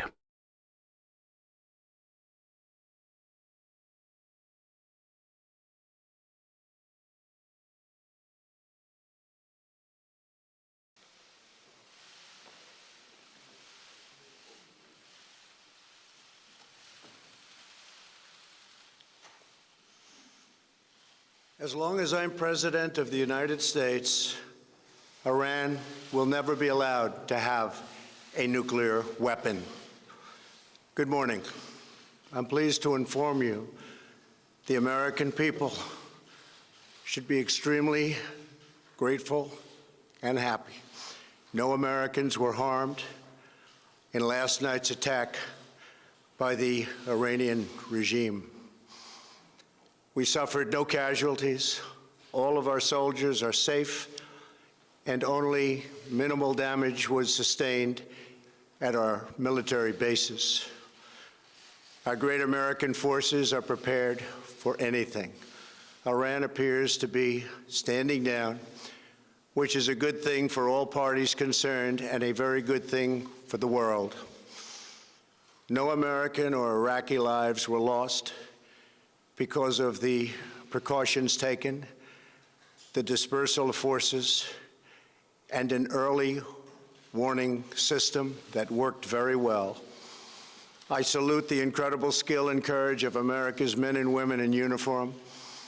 For far too long, all the way back to 1979 to be exact, nations have tolerated Iran's destructive and destabilizing behavior in the Middle East and beyond. Those days are over.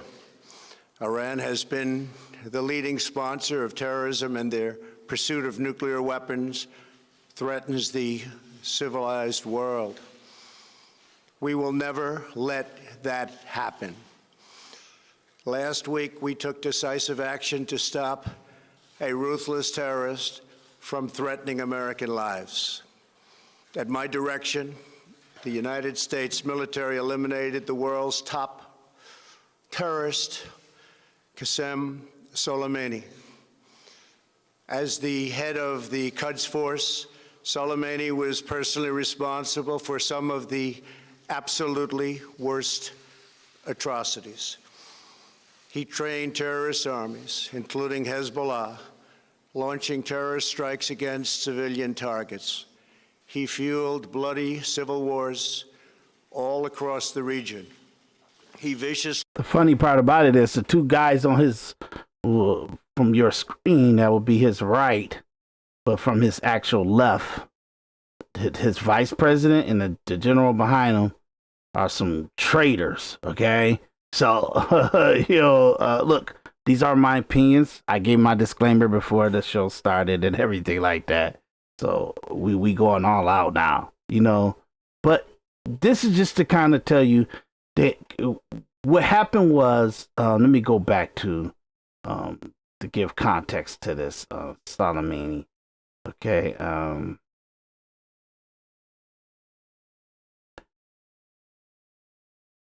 gonna go back. Give me 1 second. I'm gonna go back to the thing that we were looking at before. Okay. Here. Give me 1 second. 1 second. I do wanna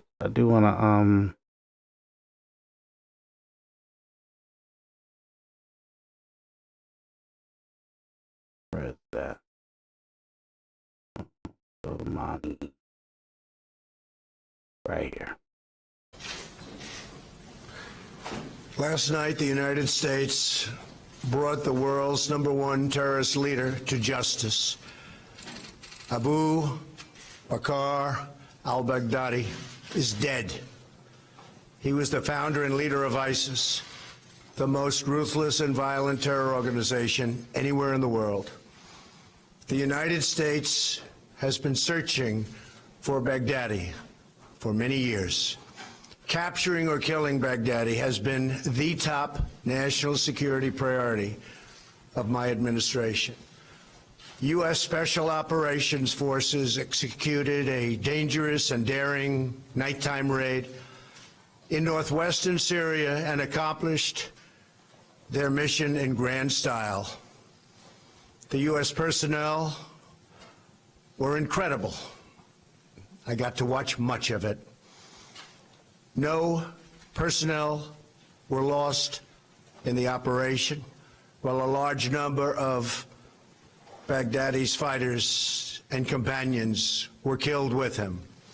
He died after running into a dead-end tunnel, whimpering and crying and screaming all the way. All the way. The compound had been cleared by this time, with people either surrendering or being shot and killed. 11 young children were moved out of the house and are uninjured. The only ones remaining were Baghdadi in the tunnel, and he had dragged 3 of his young children with him. They were led to certain death. He reached the end of the tunnel as our dogs chased him down. He ignited his vest, killing himself and the 3 children. His body was mutilated by the blast. The tunnel had caved in on it in addition. But test results gave certain, immediate, and totally positive identification. It was him. The thug who tried so hard to intimidate others spent his last moments in utter fear, in total panic and dread, terrified of the American forces bearing down on him. We were in the compound for approximately 2 hours, and after the mission was accomplished, we took highly sensitive material and information from the raid, much having to do with ISIS, origins, future plans, things that we very much want. Baghdadi's demise demonstrates America's relentless pursuit of terrorist leaders and our commitment to the enduring and total defeat of ISIS and other terrorist organizations. Okay, so we don't gotta watch too much more of that. I want to go to Soleimani, because that's why Iran attacked the base that they were talking about. So let's go to that real quick. Soleimani,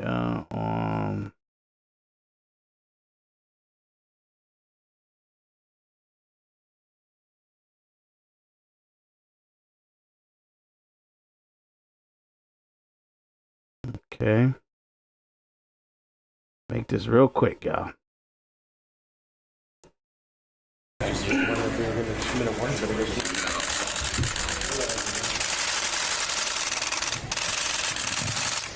Thank you very much, and good afternoon.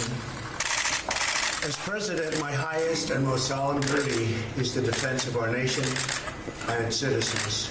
Last night, at my direction, the United States military successfully executed a flawless precision strike that killed the #1 terrorist anywhere in the world, Qasem Soleimani.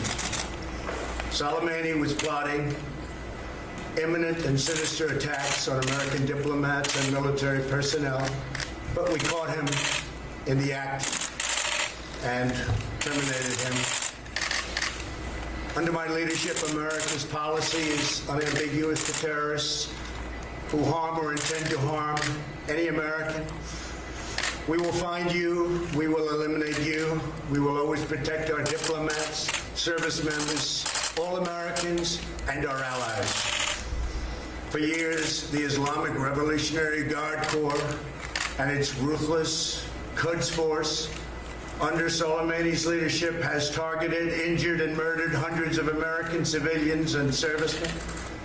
The recent attacks on U.S. targets in Iraq, including rocket strikes that killed an American and injured 4 American servicemen very badly, as well as a violent assault on our embassy in Baghdad, were carried out at the direction of Soleimani.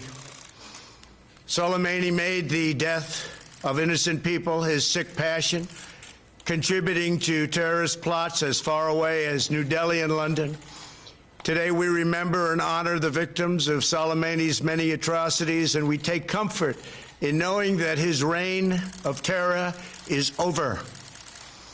Okay, so now I want to just go quickly to him talking about the Iran deal. Okay.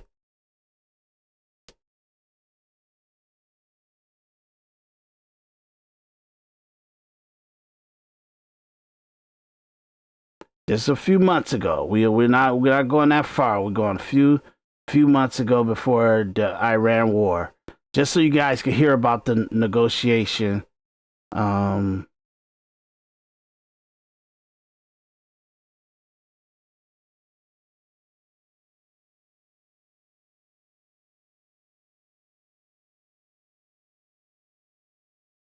Okay.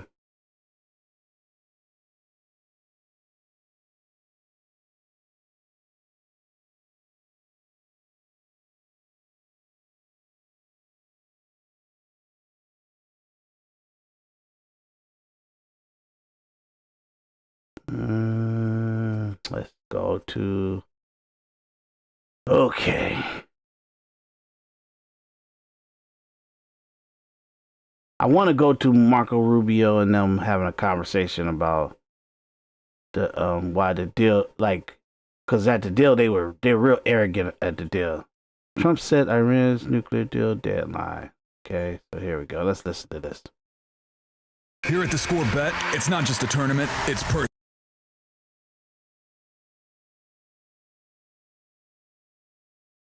The Middle East remains on edge as the U.S. and Iran met for a second round of talks in Geneva this week. While the White House said a bit of progress was made, they remain far apart on some issues. Speaking at the inaugural Board of Peace meeting in Washington, D.C., President Donald Trump did not rule out taking military action. So now we may have to take it a step further, or we may not. Maybe we're going to make a deal. Well, you're going to be finding out over the next probably 10 days. And they said, Trump is demanding Iran eliminate its nuclear program, disband its regional proxy forces, and dismantle its ballistic missiles, terms that Tehran is unlikely to meet. This comes as the U.S. assembles the greatest amount of air power in the Middle East since its 2003 invasion of Iraq.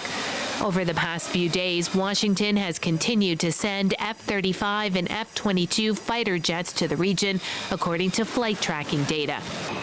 They join an armada which includes the Abraham Lincoln aircraft carrier and 3 warships carrying Tomahawk missiles that were used to strike 2 of Iran's nuclear facilities last June. And President Donald Trump has deployed a second aircraft carrier strike group, which includes 3 destroyers and the USS Gerald Ford, the Navy's most advanced aircraft carrier. Additional resources are en route, bringing the total to 13 destroyers. Washington has also deployed critical air defenses to the region in recent weeks, including electronic warfare jets to jam radar and communication systems and Reaper drones. Meanwhile, Iran and Russia are conducting naval exercises in the Sea of Oman and the northern Indian Ocean, just days after the Revolutionary Guard conducted military drills in the Strait of Hormuz. So they was preparing for all of it. You get what I'm saying? Cocky, man. Okay. So I just want you guys to see that stuff, you know, see where they was with the nuclear deal, and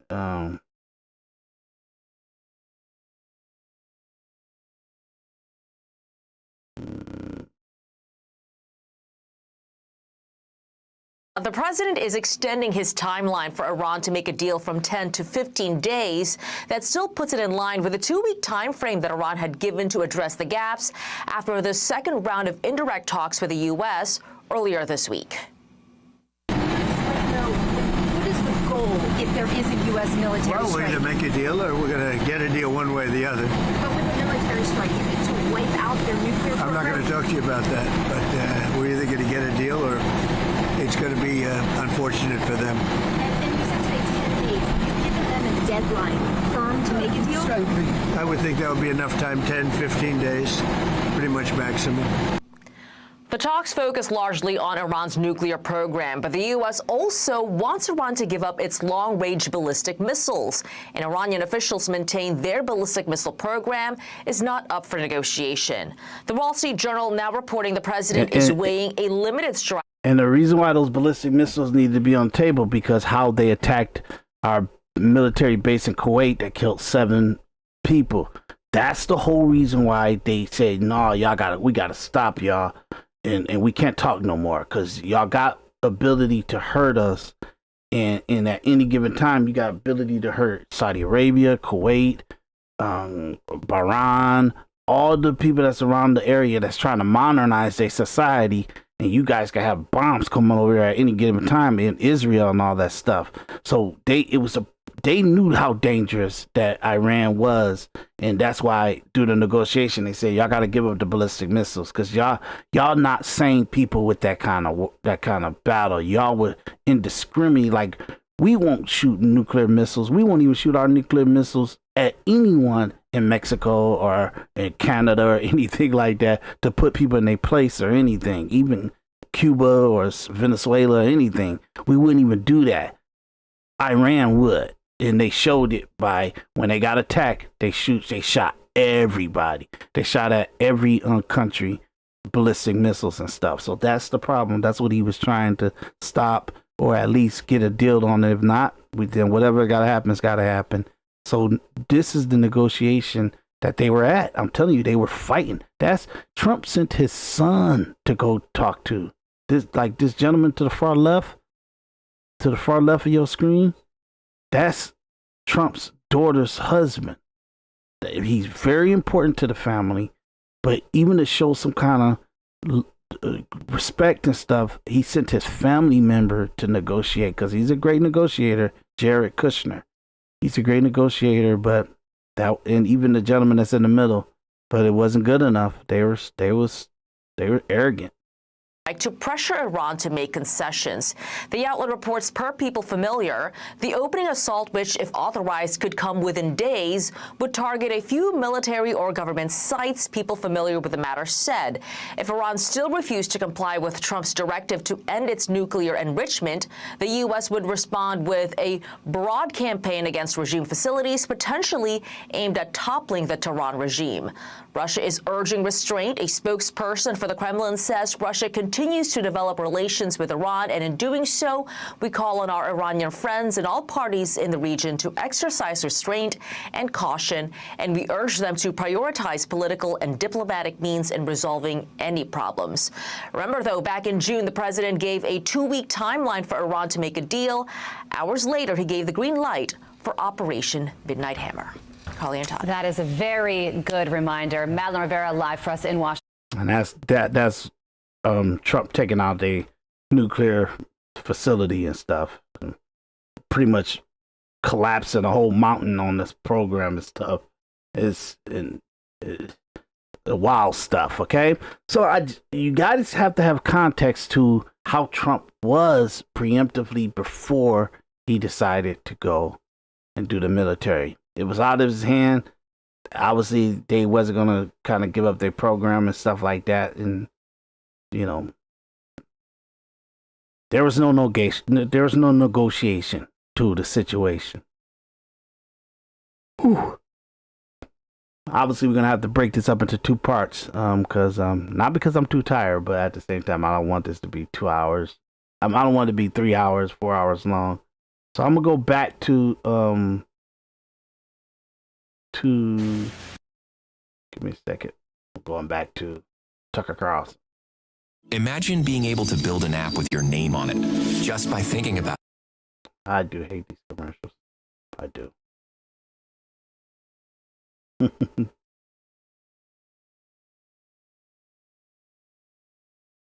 We want to start tonight with a clip from January of 2024. And we don't got to listen to this too much. Treasure is reflect attacks on you and your own culpability by blaming the guy.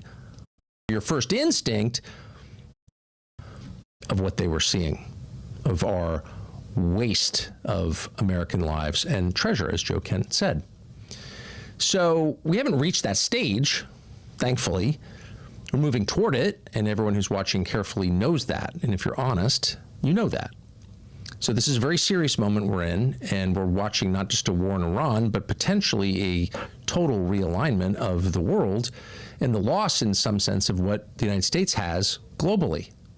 And keep in context, Trump avoided doing any war with Iran, try to get them to get into a new deal and everything like that through his first term.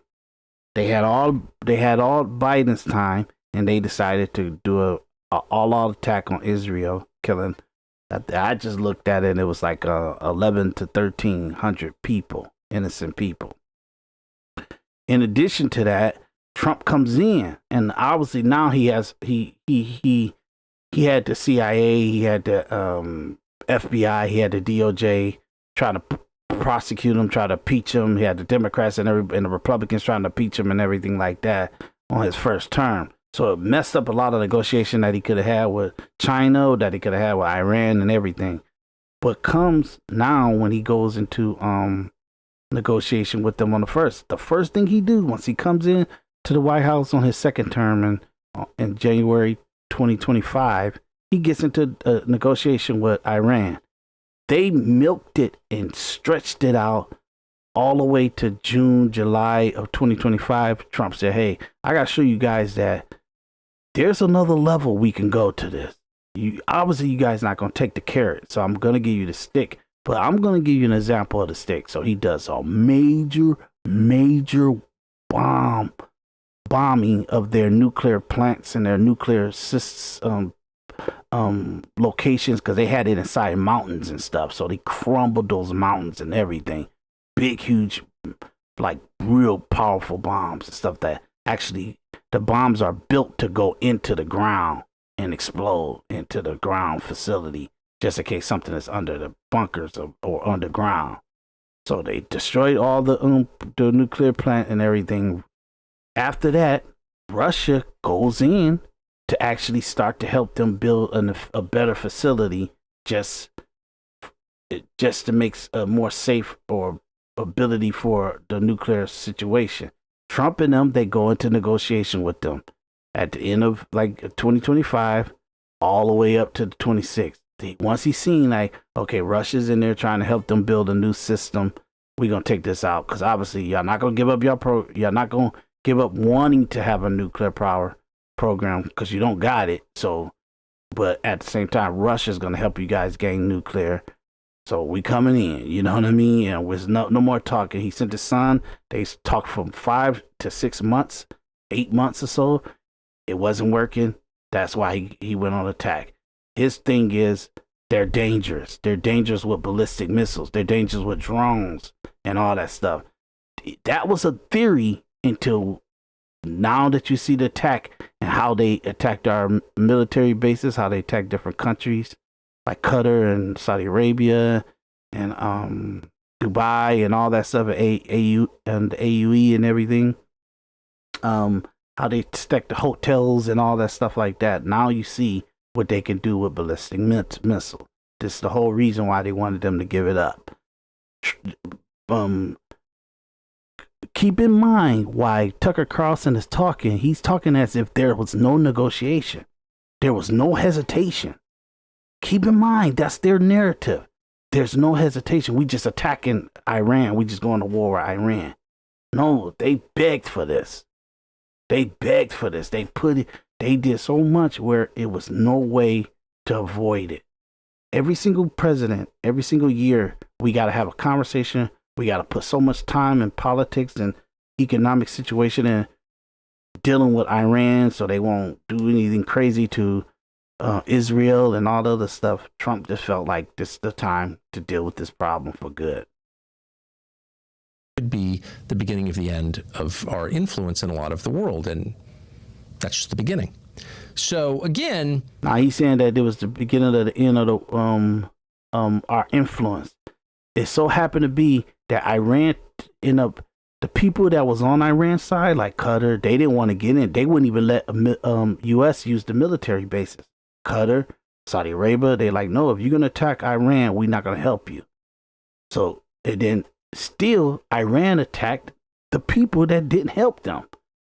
And they told Iran, Saudi Arabia told Iran, all the other countries told Iran, we are not letting them use our military base if they attack you. So we're not part of that. And Iran still attacked them, still tried to blow up military bases, attack their hotels and all kind of stuff.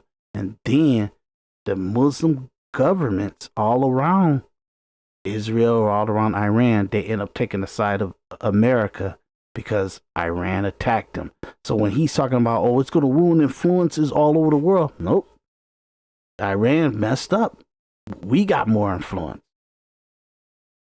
Of our influence in a lot of the world, and that's just the beginning. So again, that's a big deal. it's starting to dawn on people, and that leaves Joe Kent as one of the relatively few people connected to this administration who said it in public. Is that good or bad? Well, it may seem good. Trump said it in public. He didn't want to do the bombing. He said the son over there, they negotiating forever. He's hesitating on even doing anything. 2 more weeks and then we're going to stop the negotiation. He goes 6 months. Over the 2 weeks. You know what I'm saying? He put 10 days. We're going to stop talking about this in 10 days. Okay, I'll send it out to 15 days. He's trying his best, but he's getting information. He's getting responses from them to let them know, nah, we ain't doing nothing you want us to do. So you only can show a carrot. You only can give a carrot if there's a stick. There's no purpose. If you're trying to do whatever it takes to have a negotiation and do an Iran deal so you can look good as a president, so you can have it on your record as a president, good president, so you can not go into war, to do no wars and stuff like that. He's making all this effort for his legacy to have made a deal with Iran. But the only way you could do that is if you got a stick. What's the consequences if they make a fool out of you? What's the consequences if they don't make a deal? If they continue doing dangerous stuff? They just got to funding a big terrorist attack on October 7th. What are you going to do if they don't go into a negotiation deal or make a deal, if they just keep prolonging it and keep making a fool out of you? What are you going to do? If they're going to keep making threatening, and they're going to threaten our military bases, they're going to threaten with to attack America and give money to different militia groups to attack our soldiers and stuff. What are you going to do if they don't make a deal? So if they don't want to carry, you got to show them the stick. This is the stick, y'all. It sucks. We lost 13 American soldiers. I don't feel all the lives in Israel, all the lives in Iran are not worth one American soldier. I keep saying that. That's how I feel. But you gotta have a stick. Of course, you want to be around people who have clarity about what's going to happen next. But in practical terms, it's bad. In fact, it's always bad. Whenever you have somebody who stands up and says, don't do this, here's what could happen, and then you do it anyway, and it turns out that person was right, your first instinct is not to apologize and correct. See, he's giving you guys his narrative. Oh, Joe Kent said this in 2024. Why is he saying that in 2024? Because Trump is running for president. Trump is in opposition of attacking Iran. He's don't want to attack Iran. I just showed you guys Joe Kent's conversation about Trump always trying to make a deal with Iran and how dangerous that is for our troops. So all of a sudden, fast forward to 2024, when Trump's coming back in, or at the least in 2024, Trump's saying, hey, they're going to make a deal. We're going to make a deal. We're going to make a deal. But let's get them to the table to make a deal. And Israel wants to kind of blow up the place and destroy everything. Destroy Palestine, destroy Iran. And he's talking about Israel. He's talking about if we help Israel in 2024. And he knows how Trump is. But still, you got to remember, he's saying all this stuff about not attacking Iran or going to war with Iran. And Trump still makes him his counterterrorism national director. He's got faith in him and his views and stuff like that. But all that is until the negotiations stop, y'all. And then Trump got to make a decision. It may not be the decision you want, but it's his decision that he feels that's got to be made. And that's what we made him president for. We not paying attention to the threat of how much of a threat that Iran is. We just know Trump is. We just know the people we elect is. And this is the decision that they made. He's talking about Joe Kent's this conversation well after all the conversation Trump had. Trump talking the same thing that Joe Kent was talking, but the difference between Trump and Joe Kent wanted Trump to attack them already. He was pissed that he didn't attack them. So hindsight, Trump was right. So now that don't mean that Trump when Trump decides, okay, this is the time to attack him.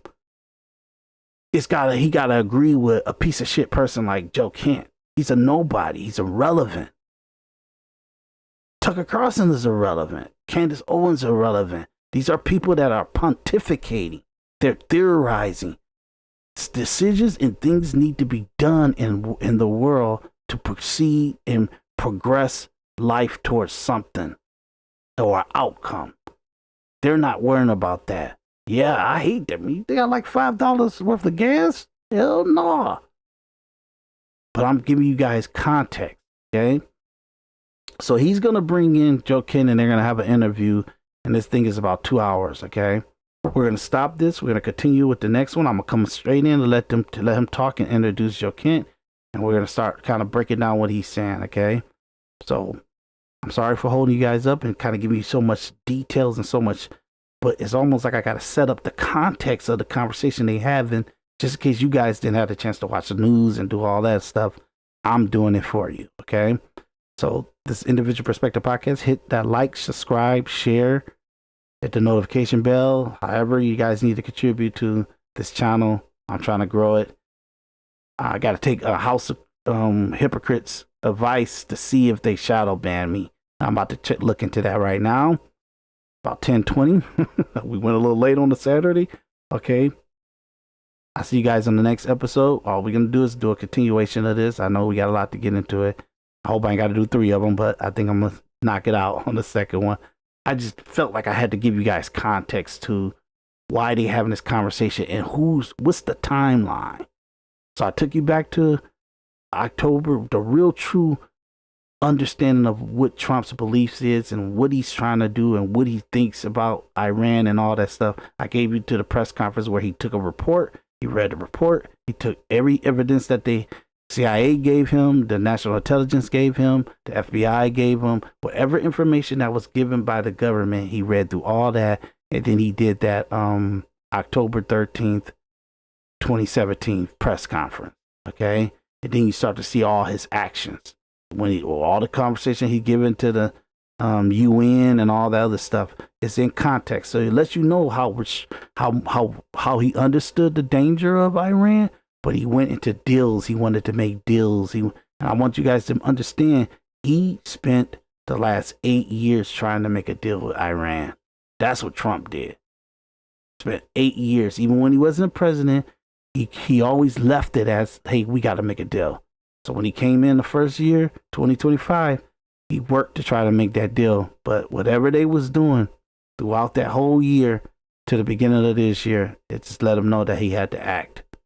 You can't have a carrot. You can't have negotiations. You can't have, hey, let's make a deal. Let's not do anything. You can't have that without consequences if they don't be civilized, if they don't make some kind of deal. They had protests. They killed 32,000 people. That's what they said. They killed 32,000 people because they was protesting against the Iranian citizens were protesting against the Iranian government. They killed 32,000 of them. Okay, it's a lot going on, and I'm trying to give you guys context to when I were in the war and where did it start from. Joe Kent is not. I'll say this, and when I come back in, and I'm gonna give you guys the evidence. He is not irrelevant. He's not a relevant or substantial person to look at his come lately opinion about how to manage Iran in 2024 when we have communication from Trump and Joe Kent leading all the way up to 2024. It doesn't matter what he says in 2024 unless you take that context of what he said leading up to the point. Whose narrative he got in 2024? That's Trump's narrative, because Trump wants to get into office and still do a deal with Iran. He still wants to negotiate with Iran. Everybody else want to fight. Trump fighting Israel because Israel hate that he trying to make a deal with Iran.